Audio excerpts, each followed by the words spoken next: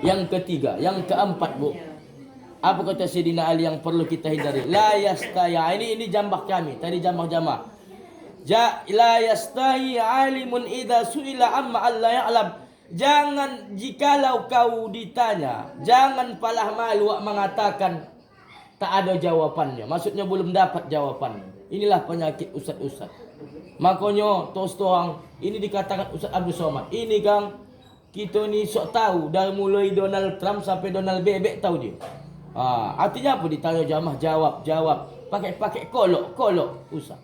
Maka jangan malu katakan wallahu a'lam bissawab. La adri. Kalau kami dia belajar la adri.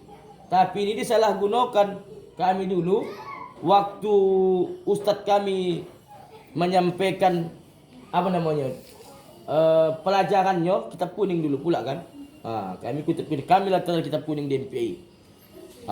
Kalau kita nanti ditanya orang, andai kamu nanti jadi ulama, jangan malu mengatakan wallahu a'lam kalau tak tahu jawabannya. Jangan sama nak dijawab seolah-olah hebat. Kan begitu. Ustaz Somad tengok. Kalau tak tahu dia di cancel. Tak ada malah malu. Tak jatuh maruah awak dengan ustaz. Rupanya disalahgunakan anak-anak. Ujian ke tiba ujian.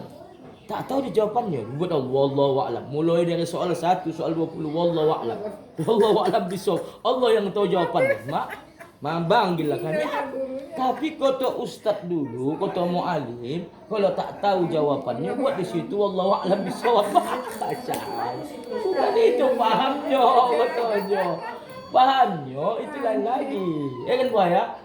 Buaya korban itu. Jadi ibu-ibu yang dirahmati Allah Subhanahu wa taala,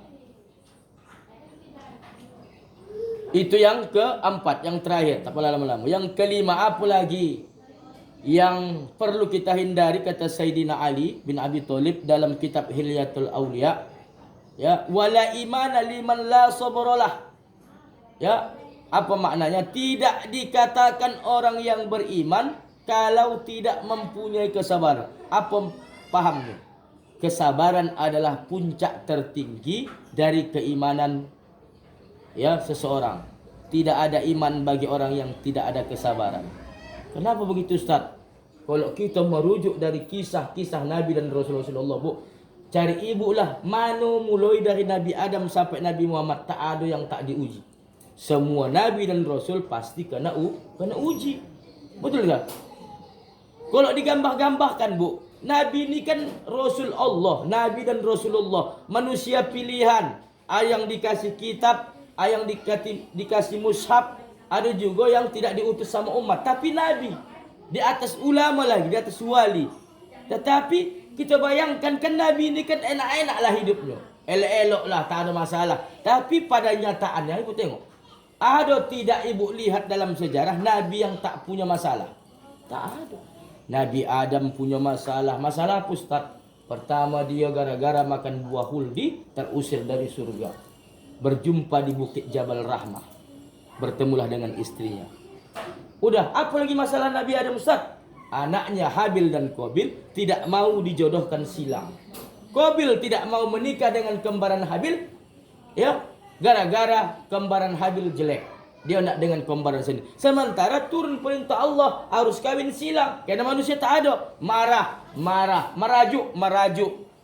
Terjadi pembunuhan pertama di atas bumi. Nabi Adam pun sedih. Kan? Bersabar Nabi Adam bersabar. Kan? Nabi Nuh dalam kitab Mausufatul Adab, apa dikatakan? Salah satu istri Nabi di antara istri-istri Nabi, istri Nabi Nuh lah yang paling durhaka. Nabi Ayub, istrinya melawan tapi tak durhaka. Namanya Rahmah. Bukan Siti Rahmah, ya, Rahmah. Kalau istri Nabi Nuh ni siapa namanya? Siapa namanya? Lupa saya, bukan Arwah ya. Durhaka. Satu-satunya istri Nabi yang durhaka adalah istri Nabi Nuh. Anaknya kan anak keempat durhaka. Nabi Lut akhirnya tobat di istrinya. Salah. Termasuk Nabi Lut. Kalau Nabi Ayub, istrinya lah balik di hujungnya. Cuma yang pernah saya katakan, Kau boleh kurujuk tapi dengan sesuai dengan apa ku dulu. Kalau aku sehat, ku hojam kau. Tapi Nabi Lut sayang dia. Dikumpulkannya lidi itu, kan, dikumpulkannya, diseraknya balik. Ya, itu dia. Kalau Nabi Ayub. Nabi Lut punya masalah. Nabi Yakub, anaknya Nabi Yusuf, hendak dibunuh oleh sahabat, bukan sahabat, oleh abang-abangnya. Sabar. Nabi Yusuf sendiri dizolimi, difitnah, ya, yang diabadikan Allah dalam Al-Quran. Apa itu Ustaz? Dia difitnah oleh Siti Julaiho. Tapi Allah mengabadikan dalam Al-Quran ada saksi budak-budak. Kalau bajunya koyak di belakang, pasti Yusuf lah yang benar. Tapi bajunya koyak di depan, perempuan pula yang benar. Nabi Yusuf bajunya. Nabi Ayub tadi diuji Allah dengan sakit 18 tahun, bu, sakit kulit. Tapi wallahi tallahi perlu kita garis bawahi, Nabi Ayub bukan sakit kulit yang dikatakan sebagian orang-orang mengatakan pendapat kotonya bahulat. Tidak, bu, tak bahulat. Sakit kulit tapi tak bahulat. Masa Nabi Allah bahulat? Kan? 18 tahun. Dua cuma anggota tubuhnya yang berfungsi, bu. Apa itu Ustaz? Yang pertama adalah lisan, yang kedua lah ada hati.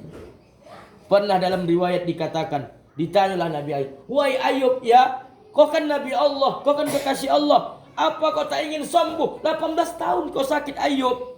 Gitu kah sakit sehari? Ya Allah, apa lagi? Laki-laki ni kalau sakit merengek. Kan? Kalau ibu-ibu istri sakit tak merengek, tapi tak balik. Kalau suami sakit merengek. Kan? Saya begitu, bu. Kalau dah sakit merengek lah saya. Segala tak kusukkan. Tapi kalau istri sakit diam-diam saja dia. Tak patut tu. Manja kali kan, bu. Tak balik kan. Kusukkan adik sakit ini. Kalau orang rumah tak mau. Merengek. Allah. Ya Allah kata. Ya. Apa kata Nabi Yusuf? Uhibbal marad litawaddi li rabbi. Kenapa? Aku suka sakit. Orang kan ini, bu. Aku suka sakit. Aku cinta sakit. Kenapa? Karena dengan sakitku ini aku rendah di hadapan Allah. Rendah hatiku di hadapan Allah. Adanya manusia ni, bu, kalau sehat tak ingat Tuhan. Adanya manusia ni kalau sehat, bu, masjid pun tak nampaknya. Ada. Tapi kalau dah sakit, Allah, subhanallah.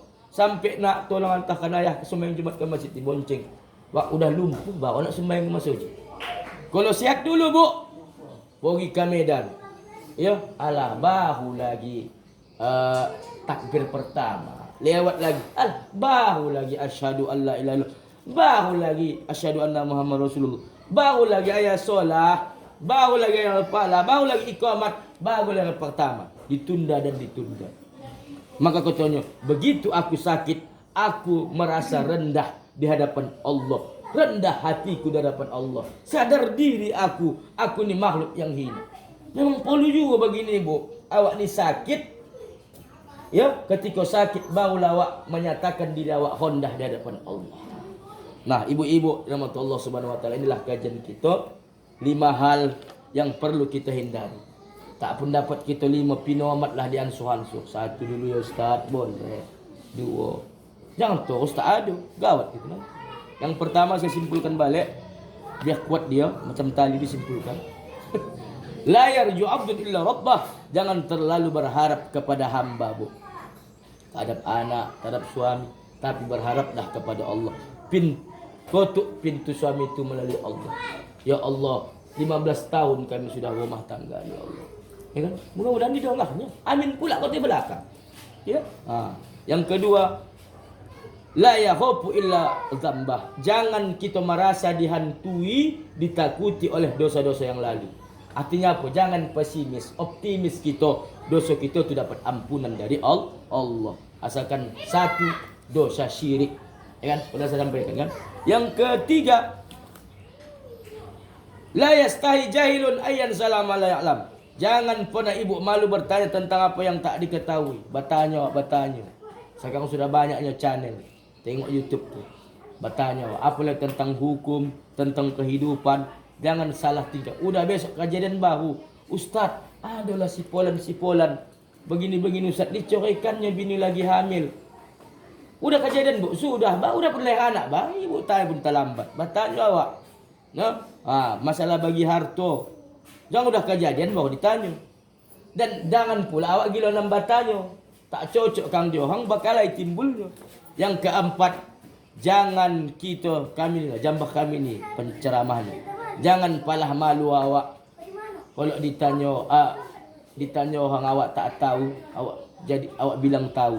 Tapi katakanlah wallahu a'lam bisawab. Allah yang lebih mengetahui. Baru tunda. Tempo ya bu, minggu muka saya tengok dulu kitab. Kalau yang bertanya bagi sama ustaz, sama ulama, sama guru yang lebih besar lagi. Yang kelima yang terakhir, kesabaran adalah puncak daripada keimanan. Ya, takkan bisa kita ni dikatakan beriman kalau tak mempunyai sifat sabar. Kalau masalah sabar ni sudah saya kupas tuntas kemarin. Kan? Mengapa Nabi Muhammad tu begitu dicintai Allah? Dianggap Allah sebagai hambanya. Karena salah satunya adalah Nabi Muhammad itu paling tinggi kesabarannya. Wallahu yuhibbus sabirin. Ya, dan Allah sangat mencintai orang yang sabar. Demikian yang dapat kami sampaikan. Kepada Allah saya mohon ampun, kepada kita yang hadir mohon maaf. Wabillahi taufiq wal hidayah wal afu minkum. Wassalamualaikum warahmatullahi wabarakatuh. Kan bu, pas 45 menit. Cocok.